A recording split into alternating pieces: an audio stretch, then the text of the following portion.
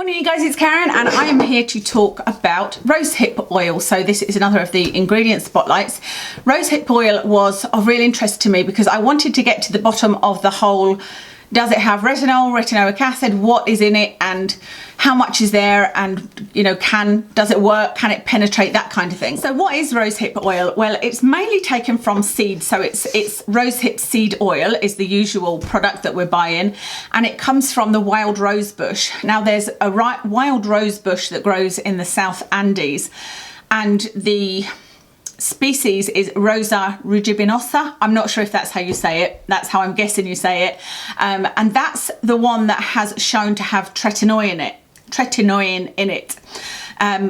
The other one that is most commonly used is Rosa canina, and that is also from a wild rose bush, but that is in Europe and kind of worldwide and is much more widely available.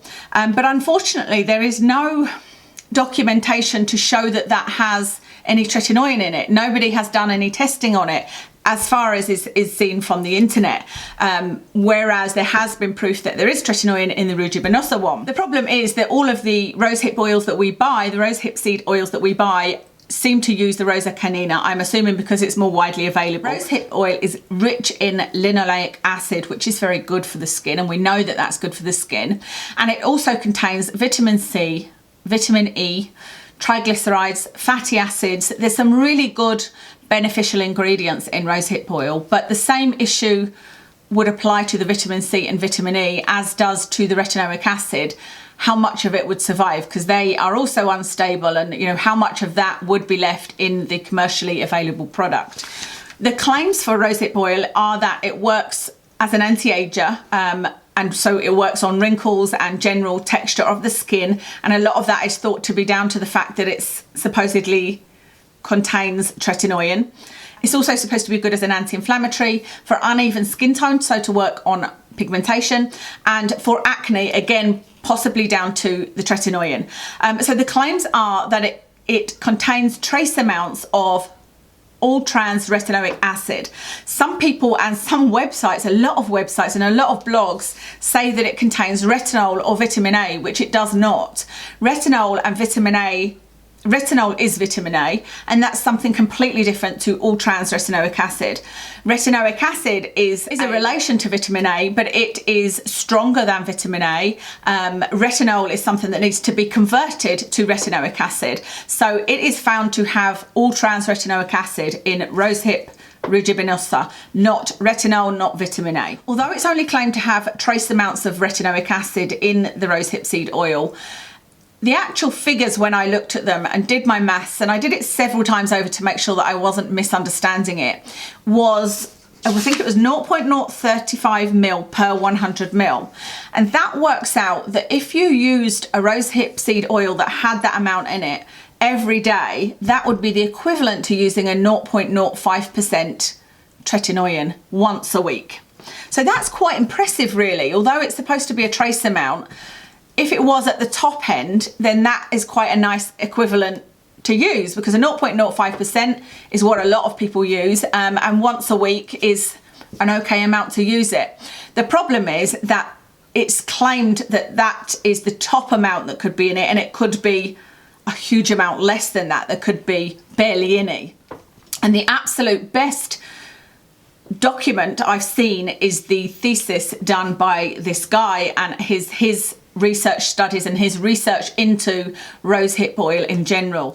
He tested 3 different rosehip seed oils to see what levels of tretinoin or retinoic acid were in them, and there was no trace of retinoic acid in any of the 3 commercially available rosehip seed oils. The interesting thing is that his study was in Rugibinosa version of rosehip seed oil, but I haven't seen any commercially available rosehip seed oils that contain Rugibinosa.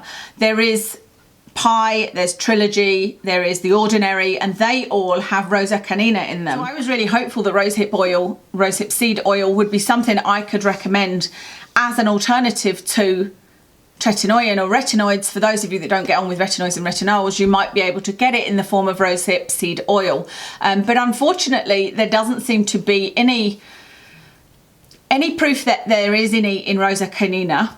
there is proof from this guy that did his thesis that there was none found in the Rosa rugibinosa, yet the documentation states that that does actually have it in it at the plant stage. And the theory in this study was that because tretinoin, retinoic acid, is so unstable in terms of light, heat and oxygen, air, that it was almost impossible to keep it stable, and that they believe that these commercially made rosehip seed oils did come from the correct plant that did have retinoic acid in it, but that the process of not even necessarily manufacture, but storage, transportation to the point of being sold and even being on the shelves had degraded the retinoic acid to zero. And I've kind of mentioned this in my skincare video, where I'm saying that I use a lot of different retinoid products because it is so unstable that you don't know who has got it right, and you don't know the transportation of anything. And just an example of that would be, I ordered rosehip oil. Actually, was it my rosehip oil that arrived yesterday? Yes, the rosehip oil that I ordered from the Ordinary arrived yesterday. It arrived in this bottle and then in its usual box that is something like that, so it's well protected in that way. And then it was in another cardboard box, but it was in a DHL van. I think it was DHL, either DHL or DPD. And I don't suppose that he had blinds covering his windows, because obviously he wouldn't be able to have one on the front anyway, so there was light coming in, because he had an open van, you know, where you could see into the back. It wasn't separated. I don't know whether he was told to not have the heat on, or to not let the sun get into the area where they were being stored so they wouldn't warm up. And tretinoin degrades so quickly and so easily that it's really easy to see how that could happen, how it has tretinoin. You'd almost, but then it's gone by the time it gets into a mixed product. You'd almost have to pick the plant and put it on your face in order to keep that active ingredient. In order to keep that active ingredient active is what I mean. So in terms of research, putting aside this guy and his thesis and the research he did, there is only the tiniest amount of research for rosehip oil and its benefits.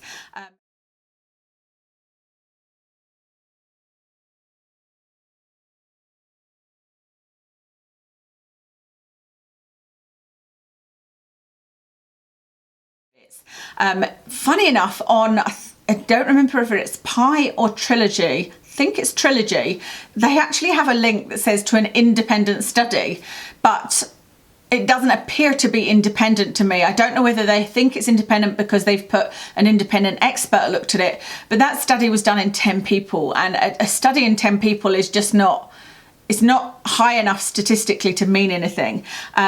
A lot of the studies have unfortunately been done in animals, and there has been some evidence to show that it works for dermatitis, and there's also been some promise in the area of pigmentation and as an anti-inflammatory. But like I said, most of these are either animal studies or very small studies, such as those that have 10 people in them, or are non-independent, which means that, you know, for the animal studies, you then have to see if it works the same in a human model. I can't see any research at all for anti-aging or for its work on wrinkles. I think that's more of an assumption because of the tretinoin. The guy that did his thesis did kind of brush over wrinkles. He talked about it very, very briefly, but there wasn't really much evidence about that. It was more, his conclusion was that rosehip oil was good as an anti-ager, but it seemed to be more about the levels of moisture in the skin and the levels of hydration and how much it prevented water loss, rather than an actual result on wrinkles. Okay, so there's no evidence, but that doesn't put me off from using rosehip oil, which is why I have ordered a bottle from the Ordinary. This is my second bottle at least, maybe even third, that I've ordered from them.